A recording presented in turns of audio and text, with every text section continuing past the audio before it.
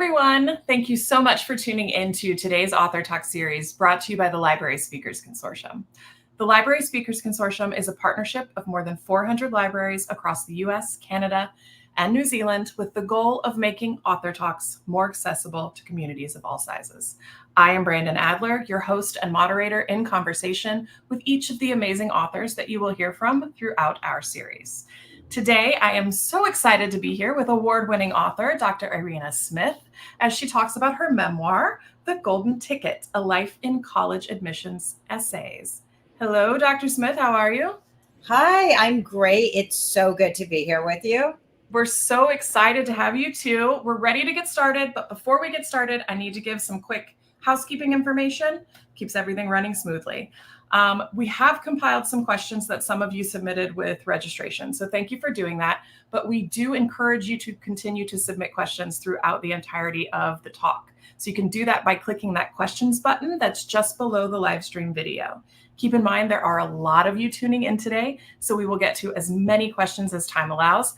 And if you have to leave early for any reason whatsoever, that's okay. You'll receive a link to the recording in about 24 hours.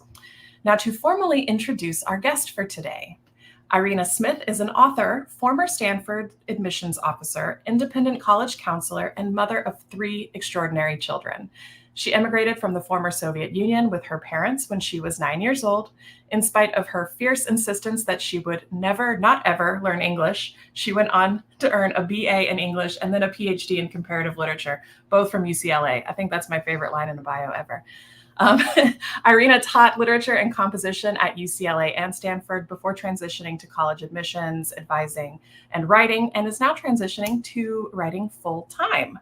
Her recently published memoir, The Golden Ticket, A Life in College Admissions Essays, is the winner of the Story Circle Network's Gilda Award, named in honor of comedian Gilda Radner to recognize honest, authentic writing that makes us laugh even when we want to cry. She has given a TEDx talk on humanizing the college application process and writes about parenting, college admissions, and redefining success in her weekly Substack newsletter, The Golden Ticket Is Not What You Think. And you can also find her on Substack at Personal Statements. We've added those links to the resources area, just below the live stream if you scroll down. So if anyone's curious, you can check those out. Again, welcome. Thank you so much for being here. We have a lot of amazing questions for you, but I think to frame the conversation, we should start off with your book. What's it about? So your book, The Golden Ticket, I know is a very personal account of raising children who were struggling while also helping high achieving, ambitious students apply for some of the most prestigious colleges in the country, all while you were still working as a college counselor. So can you give us a quick synopsis of your book and talk a bit about why you wrote it as a memoir instead of an admissions help book? Why was it important to include your family?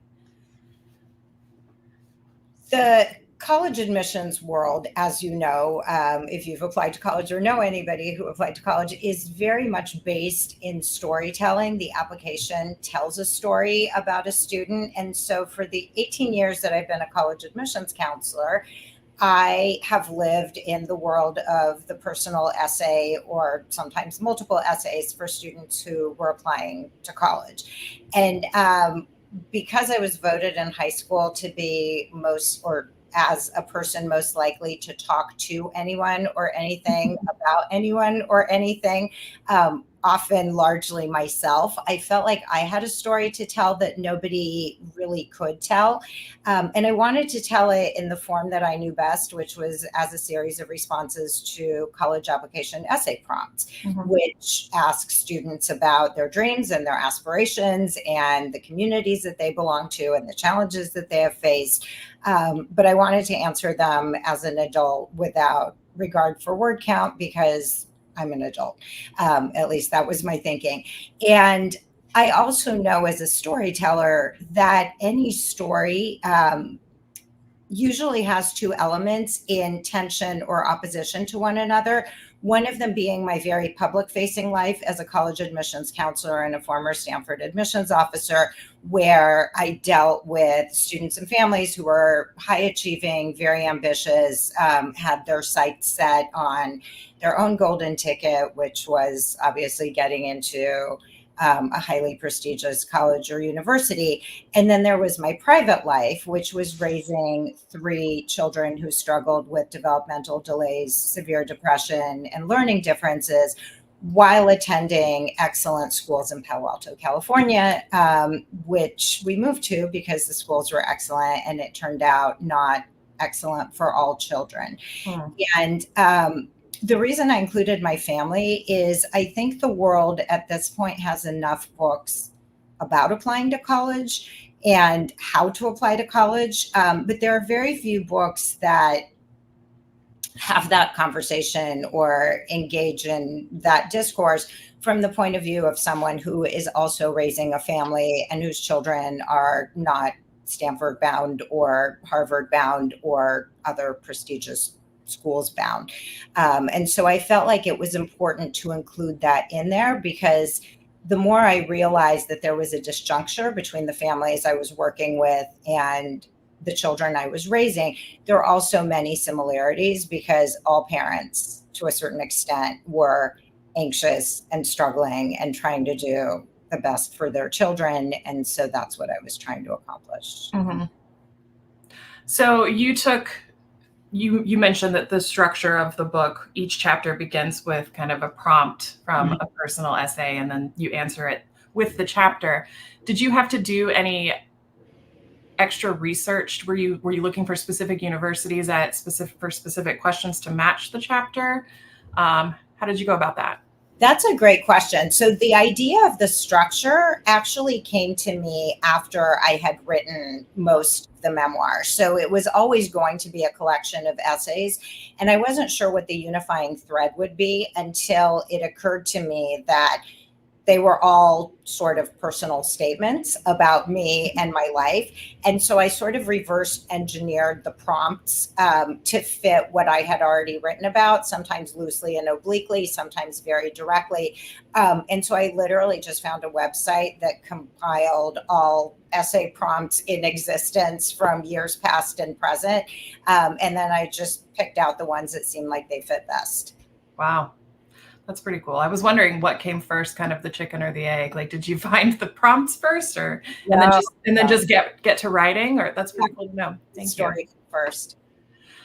So Tamar from Mill Valley Public Library is, and you kind of just touched on this a bit, is saying, do you have any misgivings about giving your valuable time and wisdom to help kids in a system that you seem to disagree with throughout your book?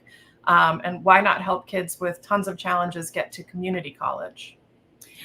That's an excellent question. And I have had misgivings throughout the time that I was doing this work, which is one of the reasons I am currently transitioning out of it.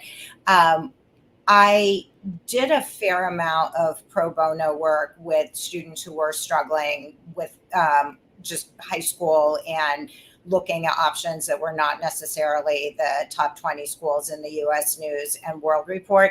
But even telling myself that I was a good actor in a bad system and sort of trying to preserve students' mental health and integrity only went so far. And I think that the larger questions that we really should be asking that I'm trying to ask now are, why is everybody so focused on a very small cross-section of schools that exist in the US and the world? Why do people get so exercised about the top 20 or the top 25 when there are thousands more colleges that would give students full financial support, or the community colleges, as the questioner mentioned, are free or very low cost for students who aren't sure that college is right for them.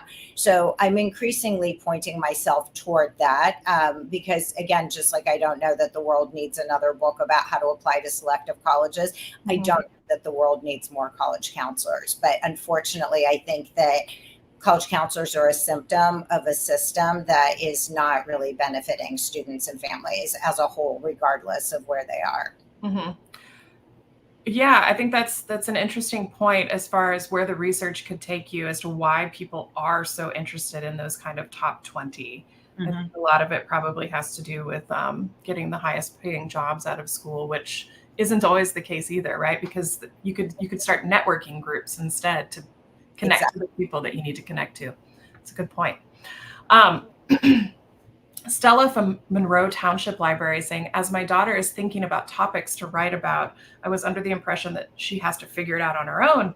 That's how I had to handle my own admissions essay. While this is something I want for her, I also realize that other college juniors and seniors have college counselors who help them with generating topics for these essays. So in the end, if she were to write about a topic that she generated on her own, will she be competing with essays that were generated with support from experts? What's your recommendation here? I don't want her to overly rely on something that she's more than capable of doing on her own. I think as someone who was left alone by my benignly neglectful parents to navigate the college application process on my own, I am a big believer that the college application process will unfold the way that it unfolds, and all the help in the world will only shape that so much. I think there's tremendous value in figuring out what you can write on your own when you're writing it.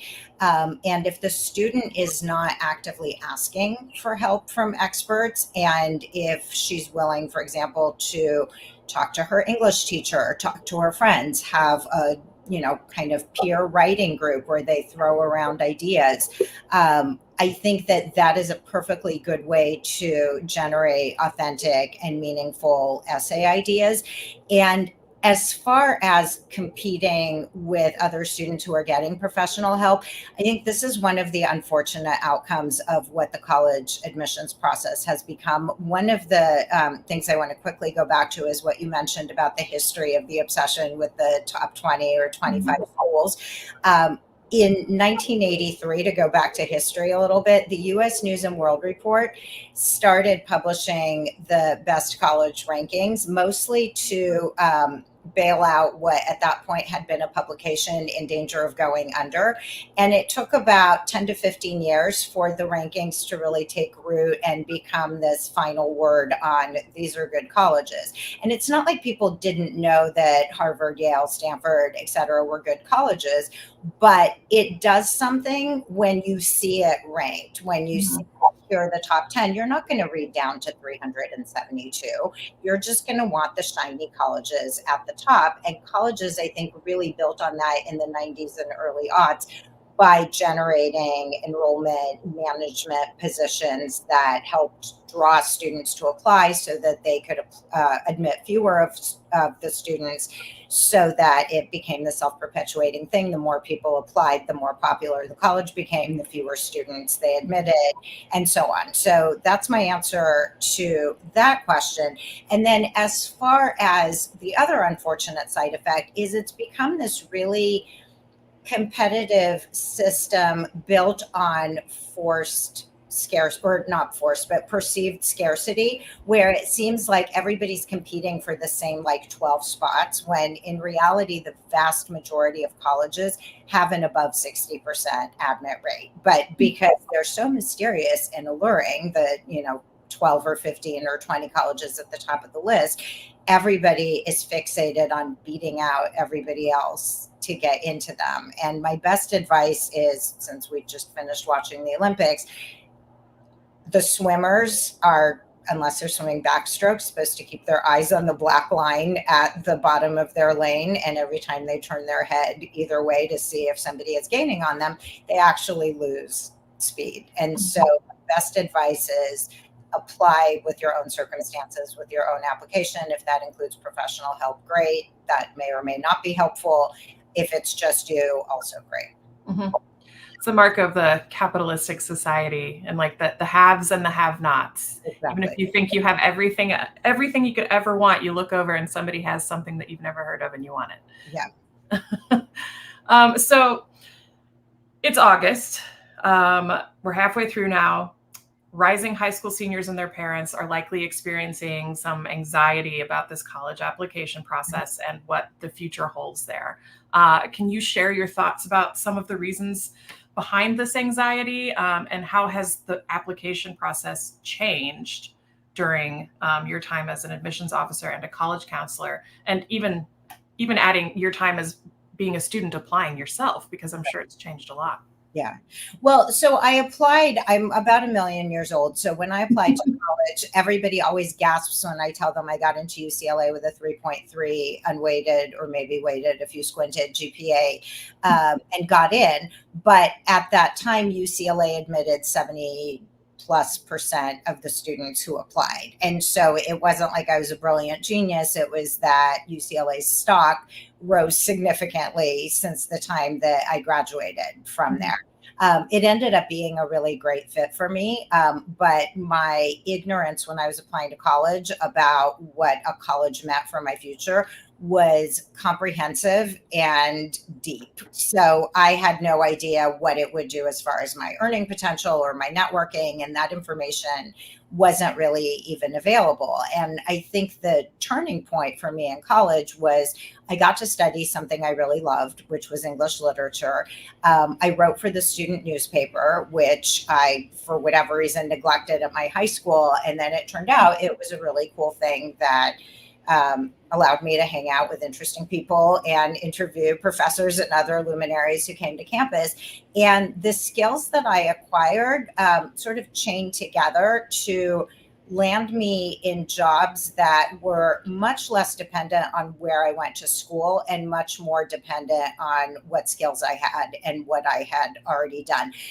I think that we have lost sight of the fact that this is still very much true. And in my Substack, The Golden Ticket, which is specifically designed to tell stories of students who don't always take the conventionally successful way, this is still very much true, that you can graduate from high school without having taken a single AP, with a disciplinary record, with, a very circuitous path to college and sometimes no college. And you end up 10 years later in a very good place. And so my message to parents as far as lowering the temperature at their house is take a look at what kinds of stories your kids are seeing about success. And I think the anxiety is in large part due to the hometown newspapers printing, here are the national merit semifinalists. Here are the students who got into every single Ivy. Here's a valedictorian who took 15 APs and plays for 3 varsity teams and is also student body president and does research. And then everybody, of course, looks at their kid and they're like, you're not doing that. What's wrong with you? And the fact is that there are many different ways to be successful. And it could take more effort to try to find stories of somebody who barely graduated from high school.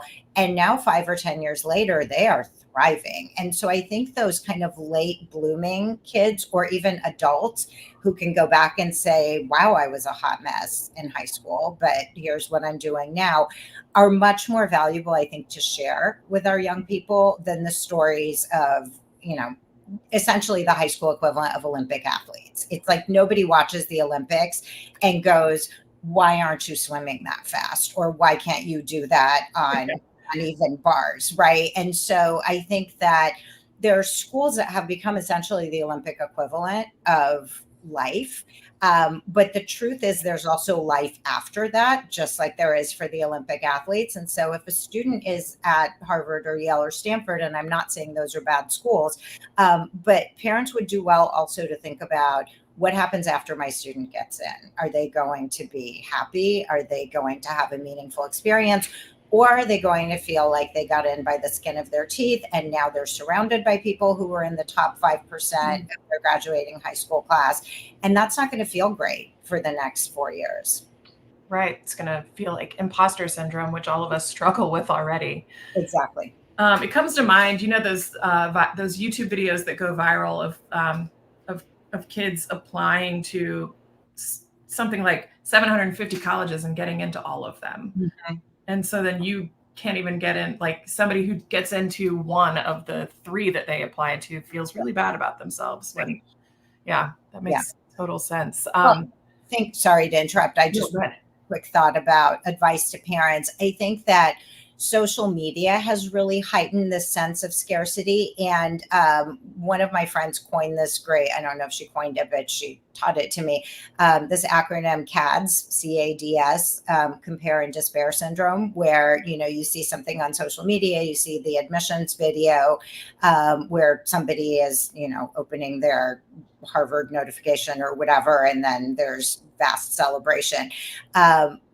Maybe go on a social media fast when your child is applying to college, and maybe avoid the parents who talk about college all the time, because I don't think it's particularly helpful to anyone to be around people who are exuding anxiety. And so if there are other friends or other pastimes that parents can find that are not just full-time obsessing about college, that would be my recommendation. Mm-hmm. Great recommendation. Wendy has said, retired English teacher here, would appreciate your thoughts on this. And I think this kind of goes to the point of not focusing so much on what the college can do for you. But she says, I used to advise my students to ask not what this college can do for you, but what you can do for this college as part of my advice in writing their admissions essays. I also encourage them to pick a unique, revealing experience to use as the anchor for responding to the essay prompt. Is this still a correct approach? I would say yes, mostly because college, well, for two reasons. For the why our college essay, colleges could care less that they will set you on a road to a happy and wealthy and successful life. Like, that's kind of a given. They know they're great. They know you're applying because they're great.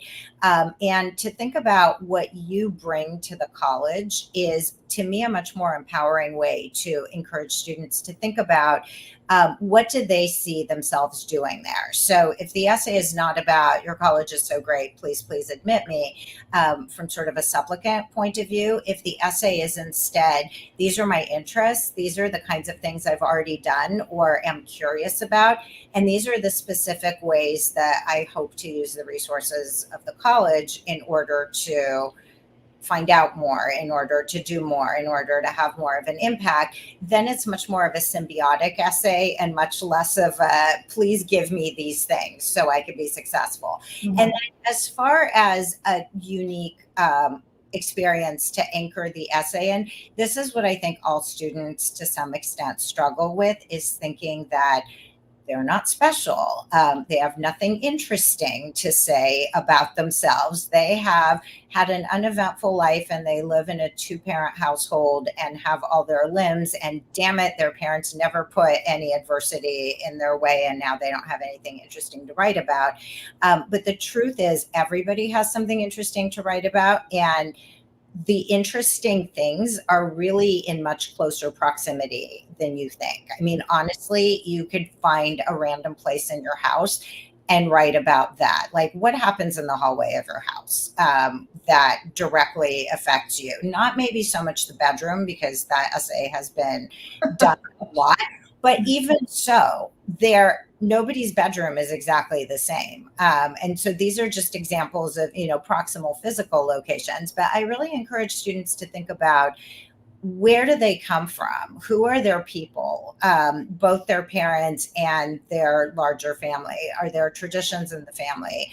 Are there themes in the family that come up over and over again that somehow take an interesting turn when it comes to the student? And so it's, the whole, I think, really destructive idea of, you can't write about sports, you can't write about your grandparents, you can't write about your parents' divorce, you can't write about basically any significant things that students might have experienced. I would say you can and you should write about anything that you're interested in, as long as it's specific and personal.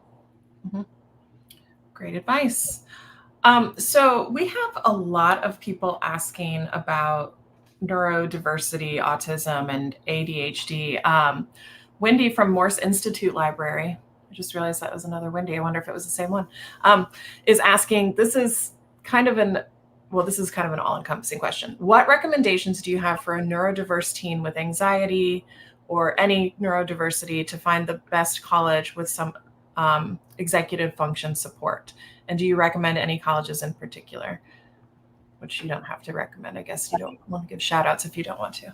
Yeah. So, I mean, there's a lot there. And I think as a person recently diagnosed with ADHD who was functioning well until I was not, I think that taking into consideration the neurodiverse profiles of students who may already be struggling in high school because of the neurodiversity, first of all, I just want to bookmark that this is a great conversation to be having, because when my son was diagnosed with autism in the mid 90s, pretty much the understanding of autism was that it was based on the movie Rain Man, and people who had it were doomed to live lives in either institutions or in very protected settings and wouldn't be able to do anything. So we have come a long way since then. The word neurodivergent wasn't even a word in the 90s. And so I think, first of all, if a student is on the spectrum, has anxiety, has ADHD, has other learning differences, they very likely have already internalized a lot of messages from traditional school that they're lazy, they're unfocused or spacey, they're not doing the work, probably because they're choosing not to. And so often, and I'm not saying all students, but many times a student will have a lot of shame and guilt around whatever the neurodiversity is. And I think that finding an educational setting that would be helpful for that student, even in high school, is really important. And then as far as college is concerned, I think young people, particularly in affluent, high education level areas, experience a lot of pressure to, like everybody else, go straight to college. And the truth is, not everybody has to go straight to college. It is absolutely fine to take a gap year, whether it's an academic gap year or work or travel or an independent project.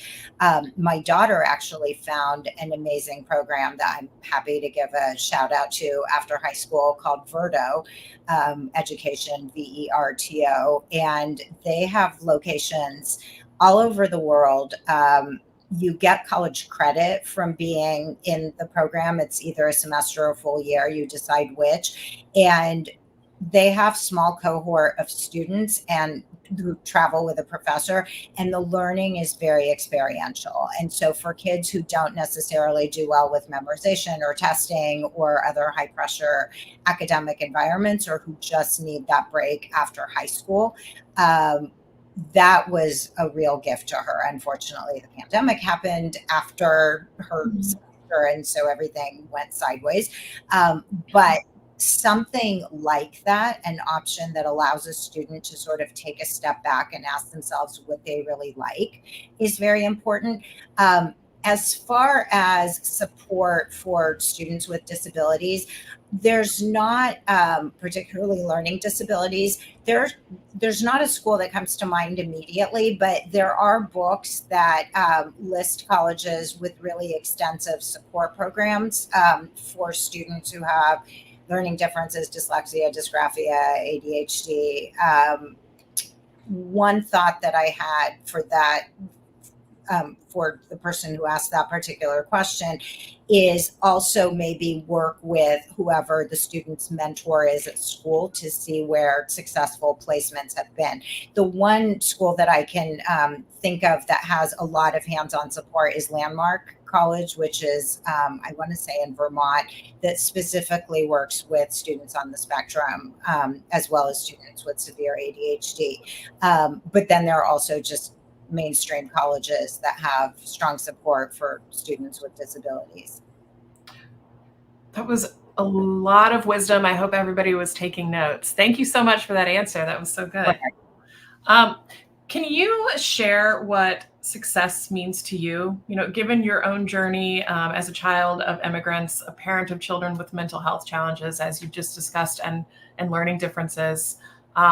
And then again, as a professional who worked with high achieving students, what would you like young people and their parents to know? What does success look like?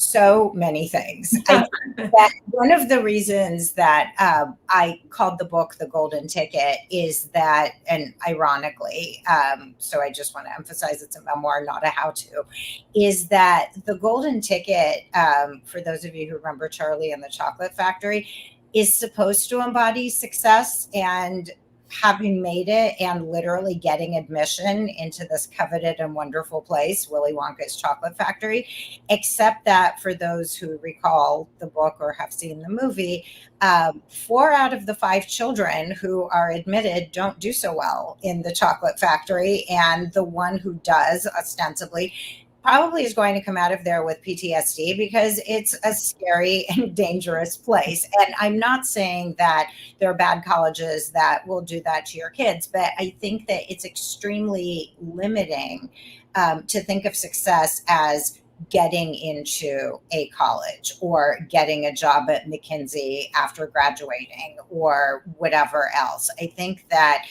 for me personally, success is figuring out how to live a life where you continue to learn and grow and develop.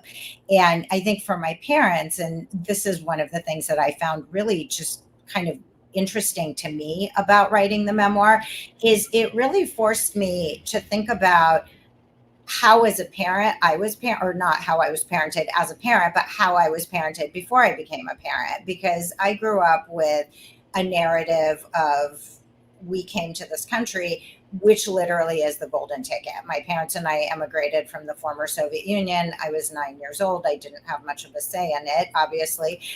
But for my parents, it was literally the place where they could have opportunities that they did not have in the Soviet Union. And although it wasn't easy, they did quite well for themselves. And so the idea was that we would all just have this stratospheric rise where if you work hard, you got what you wanted, and you would just continue to be ever more successful. And in my case, and in the case of my husband, this was very much true. We worked hard. I didn't work hard in high school, but I did work hard in college. We both went to good graduate schools. We both had good jobs. And we just kind of assumed, well, then we will have very high achieving children. And then we ended up with 3 children who had learning differences and mental health challenges. And all of a sudden you realize that there are some things like your children that you can't control. And does that mean that they failed or that we failed because somehow the narrative is now rewritten? And to me, success means sort of working with what you have in a way that means something to you. So I would say all 3 of our children are, after a fair amount of static in their teen and young adult years, are finding a way to be successful on their own terms with a lot of support from us.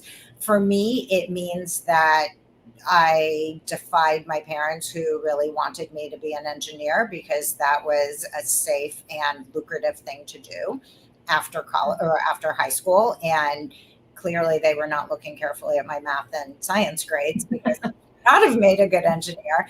And majoring in English, which I loved, studying comparative literature in graduate school, which I loved, teaching, which I loved, working in the Stanford Admissions Office, which was extremely stressful, but which I also loved, and having, I think, mostly a love, but also a hate relationship with my college counseling practice, as well as the difficult road of concurrently raising my children, was maybe not what I would have planned, but I am very, very grateful that all of that combined gave me the opportunity to now write full time and to get to say what I want to say out loud and to connect with people who are also not fixated on the idea that there are only 20 schools that you could go to be successful, because a whole lot of life happens after college admission.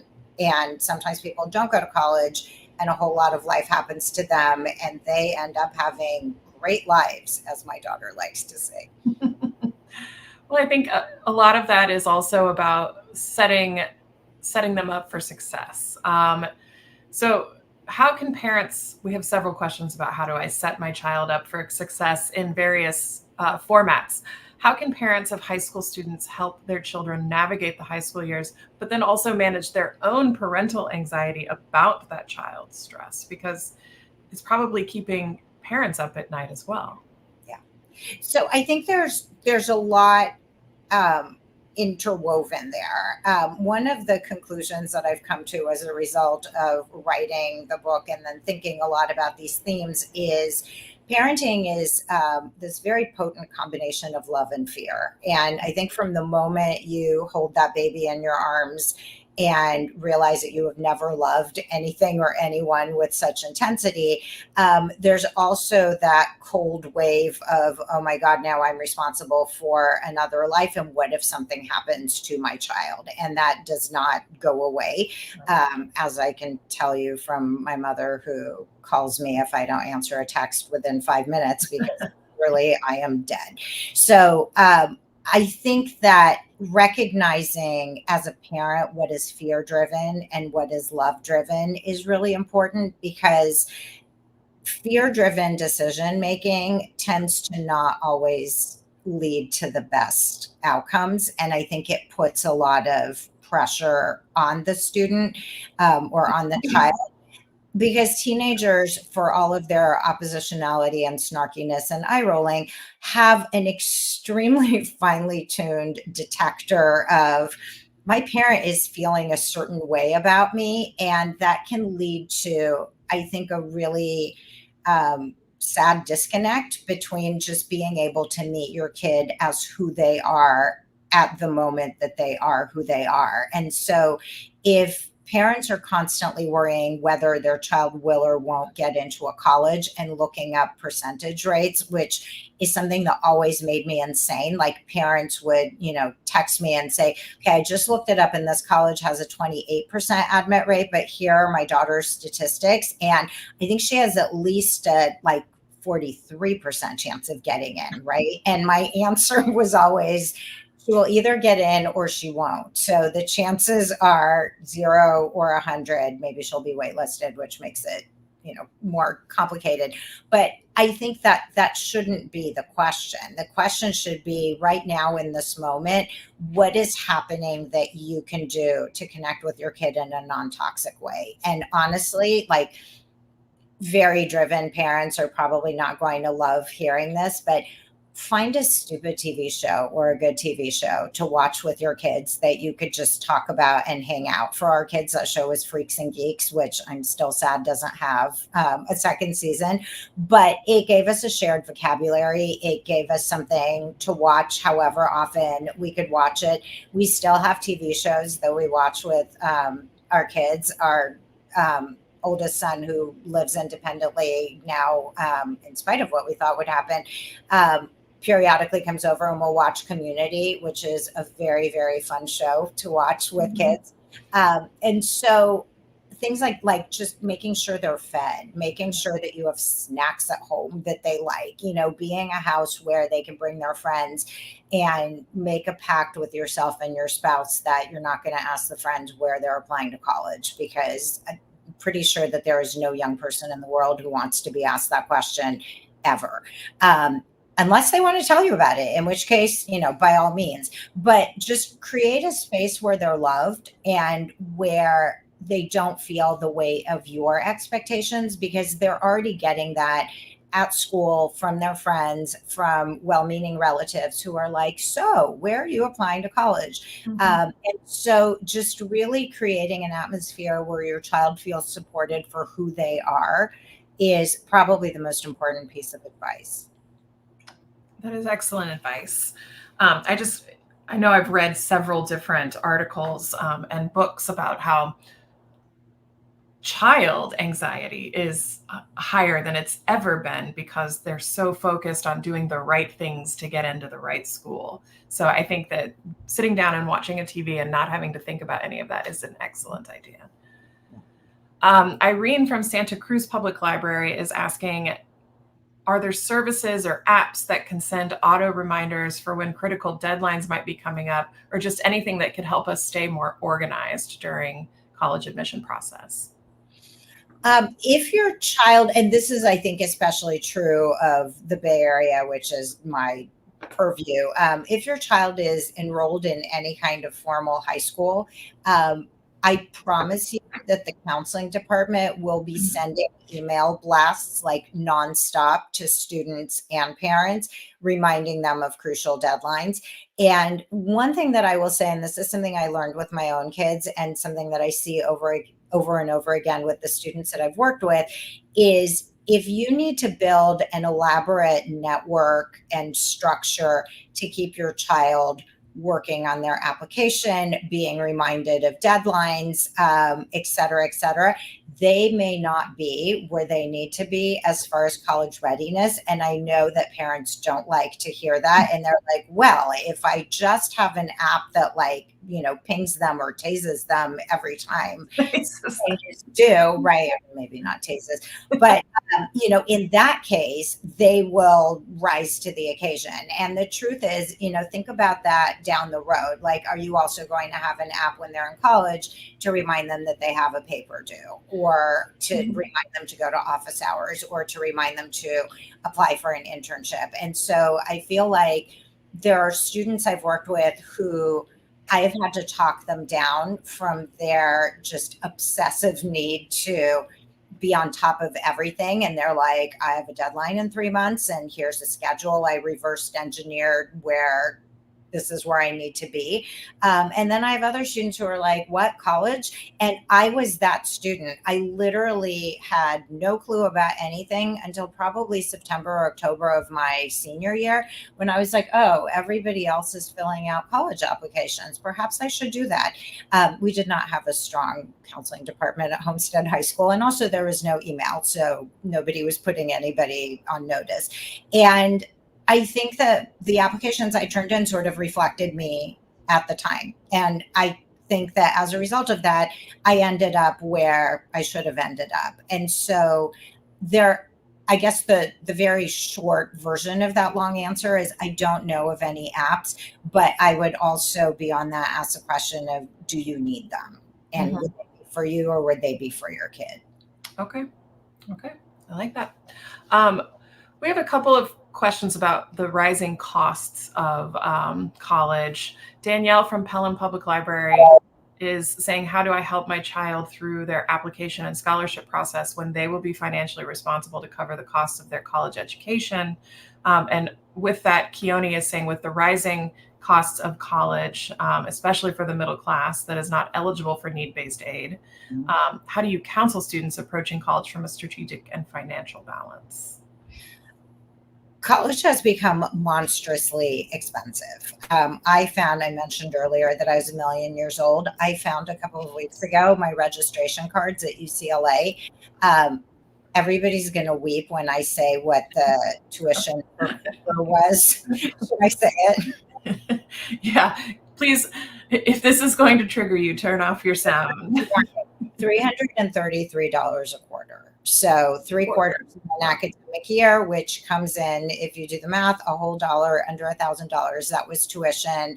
Rent and food was probably another $2,000 or $3,000. I did not get into the dorms because I did not send in my housing application on time. And that was a natural consequence of my actions. I lived in university-owned apartments and it was fine. So again, it was nice to have parents who didn't, I guess, nice and not nice, because they were like, why aren't you living in the dorms? And I said, oh, because I didn't send in the application. And they were like, well, you're stupid. And then they helped me find an apartment. So big shout out to my parents if they're watching. So I think that, yes, college has become monstrously expensive, including the UCs, including private and public schools. That does not mean there are not affordable options available. And how I tend to classify colleges in terms of financial need are a couple of ways. One is, since we were talking about stress for students and families, ask yourself if the stress financially of paying for college is contributing to the family stress. And if it is, then maybe have a frank conversation with your child about it. Like, this is what we can do to help. This is what we would expect you to do. And I think that will help get everybody on the same footing, where they're not going to be expecting their parents, hopefully, to pay $80,000 a year, which is what the average tuition now which is insane to me, of a private university is, or 40,000 ish for many flagship public universities. So I think having that conversation is really important, and also thinking about schools that in particular are flagship public universities with really strong honors programs, where if a student, for example, is academically a superstar, is doing a ton of extracurriculars, is doing it really because they're capable of it, because they are that Olympic caliber athlete, except in student form. And it's stressing the family out that they won't be able to pay for, again, Dartmouth, Yale, Brown, et cetera. I would think about the flagship public universities with honors programs, because many of those universities are looking to attract the best and brightest students. And to do that, will give them a full ride, or will give them half off tuition for 4 years. And so if you are at a college, and I think that it's the whole big fish, small pond argument, if you are at a college that thinks you are amazing and brilliant, that rolls out the red carpet for you, that has professors who are delighted to work with you and will write you amazing letters of recommendation, and also it costs you like $25,000 a year, I think that that sets you up pretty well for future success, even if it's not a quote unquote brand name college. And then I think for families who are considering other options, community college is either free or very low cost.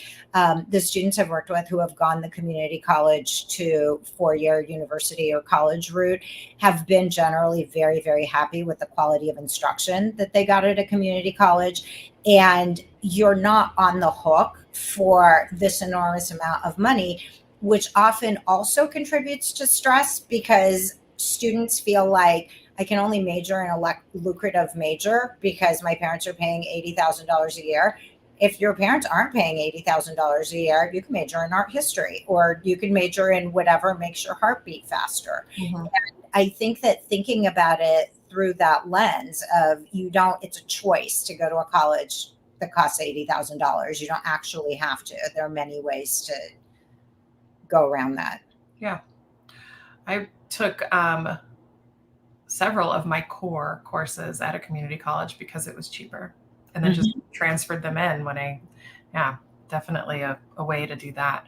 So you just talked about declaring, a specific major. Mary Ellen is saying, are there advantages and disadvantages to applying to a college with a specific major declared?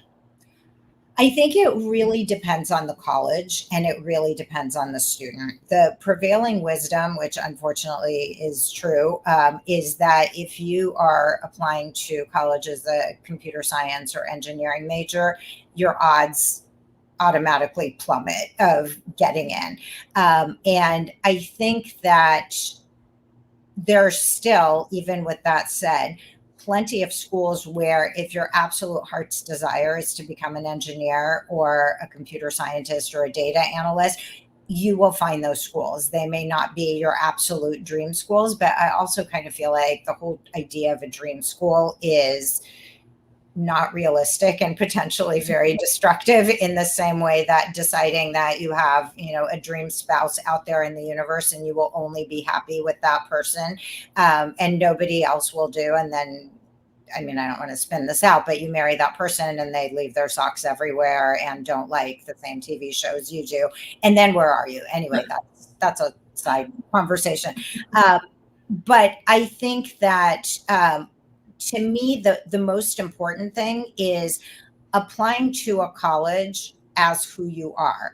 And so if you desperately, desperately, desperately want to be an engineer, apply to a college that has engineering programs and that does not admit only 3% of the students who apply. So like UC Berkeley, electrical engineering and computer science, or MIT, are great, but there are thousands of other schools where if your desire is to learn how to be an engineer, that degree and your passion for engineering is what's going to carry you forward toward your goal. In the same way that if you can't imagine your life without studying the classics and learning Latin and Greek, then apply as that. And by the same token, if you honestly don't know, many colleges will allow you to apply as undeclared and pick a major 2 years into your college experience. Mm-hmm. Yeah, I don't know. I would venture to say that most students probably should do that anyway. I totally agree. To learn more about yourself, because you're going to be on your own for the first time and away and experiencing new things. But okay, so we've gone over a lot of amazing tips and advice and insight into the admissions process. What are some of the top lessons that you've learned then, both as a parent and as a college counselor? Where do I even start? I think probably the most important one, and this is for parents specifically, is meet your child where they're at and not where you think they should be, because that sense of expectation is what typically opens up a gulf between parent and child. Because as I said earlier, children are not stupid, and I think they can sense, even if they can't articulate what you're expecting from them, they can sense that you're expecting something from them. And people mature on their own schedule, and even if your neighbor's children are doing whatever and getting into wherever, that doesn't mean that your child has to. Although I will be the first to say that it is extremely tempting to compare your child to other people's children. And anybody who has been at a playground or a mom and baby group has had that moment where somebody's 8-month-old is walking and you're like, what the hell is wrong with you, my barely crawling child, right? And the truth is, like, if you think about it, and I think this is actually a very good analogy for parenting, when that happened, you probably did not run out and get your child a walking tutor. You probably did not put them in physical therapy. You probably did not call everyone you know to see if, you could get your kid walking faster. What you did was you just kind of waited for them to develop a desire to walk, and then you baby-proofed your house, presumably. And I think that sort of mindset of this is where your kid is, and recognize that and enjoy where they are, rather than constantly thinking, well, you should be doing this, is probably my most helpful takeaway. And the other one, I think, both as a college counselor and as a parent and just as a person, I think we would all be better, calmer, more insightful people if we took some time to just think about the origins of who we are, meaning how we were parented, where we come from, how we ended up where we are in our jobs, in our lives, doing what we're doing, and to really do some thinking about where does that come from. I think students obviously have a shorter history to do that with, but that is one of the most useful things I think that a student can do, is just really think about, not here's who I am right now applying to college, but how did you get there? Because you didn't always know the things that you knew. And I think if parents, in parallel, without pressuring their child, without sitting down and making it a thing, if they did that, I think that they would come up with some very interesting insights. One of my sort of pet fantasies that I have is doing like a workshop for parents to do their own college admissions essays, because for me, it was extremely useful to think about, as a person in middle age, how I got to be the way I got to be. And I think it changed how I relate to other people, how I relate to my own children. And I think it would just be really, really valuable if we all did a little bit more introspection and a little bit less comparing. Mm-hmm. Absolutely. We did just get a question from Anonymous. This conversation focuses a lot on the anxiety Surrounding college applications, what if your child has zero sense of urgency and has stated they do not want to do the work required to get above mediocre grades, which you kind of talked about a little bit earlier. Sure, it's fine to meet them where they are, but let's face it, kids need to be guided as well to reach their full potential. My student is quite bright, just shockingly lazy. What do I do? Okay. So it's a great question, and it's a question that I have honestly asked in similar form of our very bright and very unmotivated middle child. And one thing that I've learned is that behavior is communication. So and it sounds like speaking is also communication, and it sounds like that particular child has communicated that he or she or they have zero interest in college or in doing anything other than skating by in school. To some extent, that was also me in high school. Like, I did well in the classes I cared about. My English grades were great. My math and science grades we should probably not talk about, or the time that I shorted the physics lab by blowing a fuse because my lab partner and I were chatting and not paying attention to the directions. And my poor engineer parents were like, "How are you, our child? Like, we don't understand." I think that when they're teenagers, unfortunately or fortunately, there's very little we could do to make them do anything. Like, you can't physically go to school with your child and make them get better grades, and you can't hand over hand make them do their homework. And I think the only thing a parent can do in that case is meet them where they are, see if they have any interest in anything apart. Like, school may not be their thing, but they may be really into, I don't know, making jewelry. They may be really good with their hands. They may be more interested in something very experiential, in which case, the goal probably should be to graduate from high school if they're getting mediocre grades. C's and D's get degrees, and so that will be a thing. And then, have a conversation with them about what happens next. Here's what we're prepared to do as parents. If you go to school, we will support you in whatever capacity. And if you don't, you can support yourself by whatever, working a minimum wage job. And a couple of years of that may be enough for the child to realize, perhaps I would like more for myself, or perhaps not. Like, there are people who perform jobs that don't require a college degree who in some cases make a lot of money. I mean, plumbers, not that that's a job for everyone, I think have fairly high job satisfaction and pull in a good amount of money. So I would say where they are now is telling you, I'm not interested in doing school. And I think the more you try to make them interested in school, the more conflict you're going to have. And ultimately, the outcome is going to be that they're still not going to want to do school, but you're going to be super mad at them and they're going to be super mad at you. Mm-hmm. Yeah. I think that's good advice too.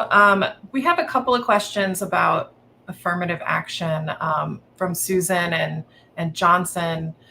How do recent Supreme Court rulings regarding affirmative action affect essay content and college admissions, if at all? I'm going to say, in the imagination of students and parents, it affects the essay content hugely. And in reality, it affects the essay content not at all. In that, what I think the rulings did was precipitate this big panic about, if colleges can no longer take race into consideration, does that mean I shouldn't write about race? Does that mean I should double down? Does that mean if I'm an Indian student or an Asian student and a well-known overrepresented minority, does that mean I hide that even more? And my answer is, the Supreme Court ruling changes who the student is, not one iota. Like, the essays are still an opportunity for students to think about who they are, where they come from, what's important to them. If they're very, very immersed in their Indian culture, if they spend all their time doing Indian classical dance and learning Hindi and, learning how to henna their own hands or somebody else's hands, then awesome, and write about it. If you have a fraught relationship with being Indian, write about that, or Asian, or anything else. If that's not an issue for you, write about whatever makes you unique. But I think that trying to game out what students are supposed to write externally essentially makes them lose sight of who they are internally. And so it's like the Supreme Court said this, colleges are saying this. What should I be doing to please everybody? The only person you should be trying to please, or at least like get okay with, is the voice inside you that's either telling you you're not being authentic. I was going to use a bad word, but I probably shouldn't. Or you are, this is who you are. This reads right. Mm-hmm. Okay. Well, thank you so much for joining us today. You've given us so much to think about. I'm sure that so many people listening today have maybe less anxiety than when they started, and have a little bit better direction. So thank you for everything that you've talked about with us today, imparting your wisdom on us. I've certainly had a great time talking to you for the last hour. Brandon, thank you so much for having me. This was awesome. Of course. I also want to extend a huge thank you to all of our viewers for tuning in to our author talk today. Without your support, none of this would be possible. So we thank you for choosing to spend your time with us. As a reminder, if you scroll down below the live stream video, you'll see that resources area, which contain the links to the Substack and to Dr. Smith's book. We look forward to seeing you all again next week on August 21st, when we chat with New York Times bestselling author Shelby Van Pelt about her book, Remarkably Bright Creatures. I am Brandon Adler, and thank you for joining us.